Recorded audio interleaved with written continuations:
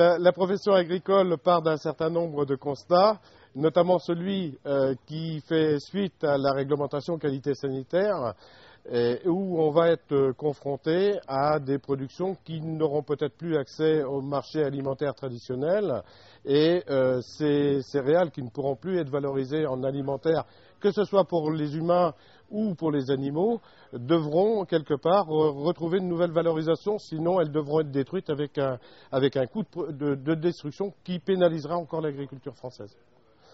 Donc ces produits, on va les retrouver schématisés ici. Ce sont des blés déclassés ou des céréales à paille déclassées, du maïs qui peut aussi être déclassé, et les issues de silos, qui sont les produits de nettoyage, résultant du nettoyage de ces différentes productions, et qui eux aussi étaient destinés à l'alimentation animale par le passé, et qui, pour les mêmes raisons que les grains de départ, ne pourront plus accéder au secteur de l'alimentation animale. Ça, c'est le premier constat qui concerne directement la production des céréales. Deuxième constat que l'on fait, mais en élargissant un petit peu notre regard, c'est un regard posé sur la filière bois. La filière bois a du mal, même si c'est quelque chose de très intéressant sur le plan écologique, la filière bois a beaucoup de difficultés pour s'implanter, pour implanter des infrastructures. Autrement dit, dans certaines régions, et même si quelqu'un voulait produire des plaquettes de bois, il ne trouverait pas acheteur, il ne trouverait pas d'endroit de stockage. Et là, force est de constater aussi que la filière céréalière possède toutes ces infrastructures qui pourraient accueillir les produits dérivés du bois. Donc l'idée qui est générée à partir de ces constats, c'est de dire soyons assez intelligents pour faire travailler les deux secteurs ensemble, bois et secteur céréalier. L'un profitant des atouts de l'autre et l'autre profitant des atouts de l'un. Les atouts, donc on l'a dit, c'est l'infrastructure, mais il y a un autre atout qui est intéressant globalement pour le biocombustible que l'on va fabriquer en finale, c'est que l'incorporation de bois dans un biocombustible, un agrocombustible comportant une forte proportion de céréales, je le répète, qui ne pourront pas être destinées à l'alimentation animale ni à l'alimentation humaine, cette incorporation de bois va faciliter la mise en œuvre de la combustion, c'est-à-dire qu'on va limiter certains problèmes qui apparaissent quand on brûle des céréales seules. Toujours des céréales déclassées, bien sûr. À ces deux constituants-là, on va pouvoir rajouter ce que l'on appelle, nous, dans notre jargon, des cultures dédiées, qui sont des cultures qui vont être faites spécifiquement pour récupérer du pouvoir calorifique. Ça va être du miscanthus, ça va être du switchgrass, donc toutes les cultures qu'on peut voir sur les parcelles ici. Et ces cultures-là, dans le monde agricole, peuvent apporter quelque chose d'intéressant aussi en termes de protection de l'environnement sur des zones sensibles.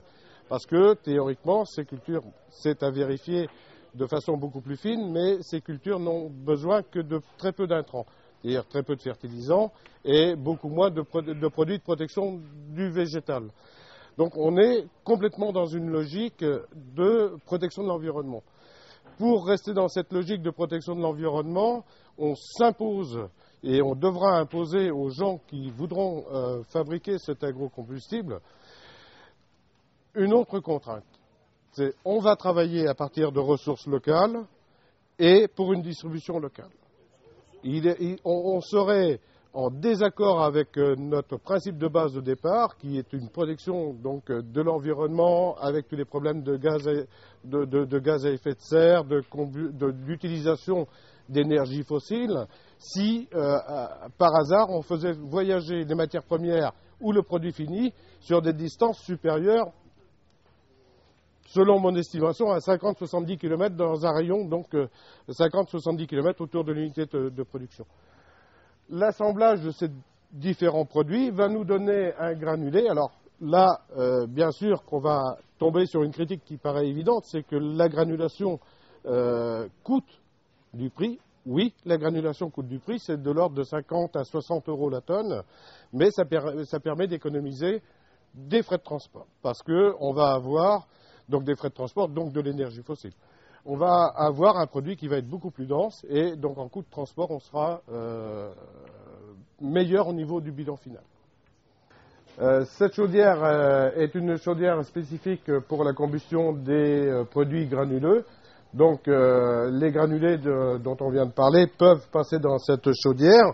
Elle est équipée d'un système de descendrage automatique qui permet, si toutefois il y avait une combustion qui produirait du mâche-fer, d'éliminer le mâche-fer très rapidement, avec ici le système d'extraction des cendres qui n'est pas présent mais qu'on peut imaginer ici.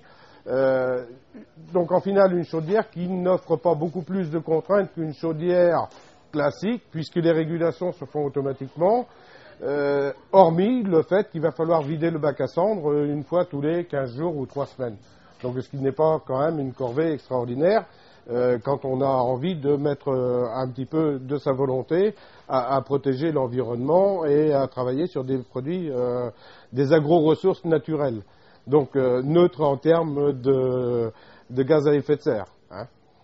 Alors l'avantage pour l'utilisateur de cette chaudière, ça va être probablement de renouer un petit peu de relation avec le milieu agricole, puisque le fournisseur du biocombustible, ou de l'agrocombustible, pardon, va être quelque part, je ne sais pas, le voisin qui est agriculteur, qui est producteur de blé, qui est producteur de colza, qui est producteur éventuellement de taillis courte rotation.